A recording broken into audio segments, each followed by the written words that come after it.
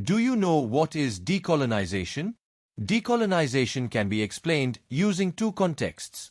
The first context, using the human anatomy. Colon is a vital organ of the human digestive system. The colon plays the critical role of forming feces and transporting the excreta to the rectum. Decolonization in this context means cleaning your colon and pushing out the bile within your system. The second context refers to the colonial era, better understood as the origin story behind the idea of a so-called Western civilization. During the colonial period, European invaders and settlers not only raped, killed, looted and exploited the natives across the world, they also implanted seeds for mentally enslaving the future generations of the native population. Countries across Asia, Africa and South America gained administrative independence in the previous century. This century will witness them breaking from financial colonization and mental colonization.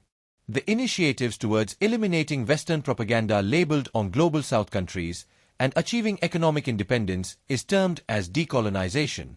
To put it simply, using both the human anatomical context and the context of Western colonial behavior, decolonization simply means pushing out the Western bile from your system and adopt your own native and indigenous system. The financial decolonization is currently underway, and India is taking strong strides under the leadership of Prime Minister Narendra Modi and President Draupadi Murmu. India is also making an outreach to more than 120 countries, collectively called as the Global South. Financial decolonization can be best understood as dedollarisation, i.e. moving out of a Western-centric economic system. Countries are designing ways and means to transact directly with each other using indigenous systems and national currencies. Mental colonization is a tougher nut to crack, mainly because it is not a government-led movement or a leader-led movement. It is an individual effort where each and every citizen of the Global South countries needs to remove the Western garbage implanted in their minds. The education systems forcibly implemented by colonial rulers centuries ago is churning out obedient servants looking for a job with a Western multinational company even today. People become educators or academicians not out of a passion to guide the next generation, but because they have become incapable of clearing job interviews themselves. Students taught by clueless academicians are seeking higher and professional degrees, not with an intent to developing skills and contributing to society, but expecting a hike in salary and leading a West-influenced lifestyle of consumerism.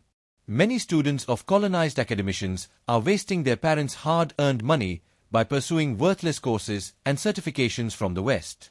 For mental decolonization, all this and more needs to change.